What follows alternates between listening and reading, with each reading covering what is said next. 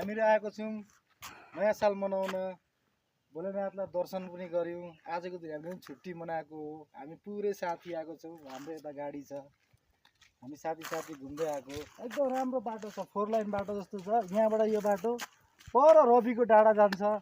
यहाँदेखि तपाईँको घुर्मुसे पञ्चमी भन्छ यसलाई। यो बाटो सिधा जाँदाखेरि यसलाई कौवा भन्ज्याङ भन्छ। यता तपाईँको राम्रो राम्रो ठाउँहरू छ। हामी साथी घुम्न आएको। धुपीको रुखहरू पनि छ है, भगवान् पनि दर्शन भयो। अब रमाइलो पनि गऱ्यौँ हामीले।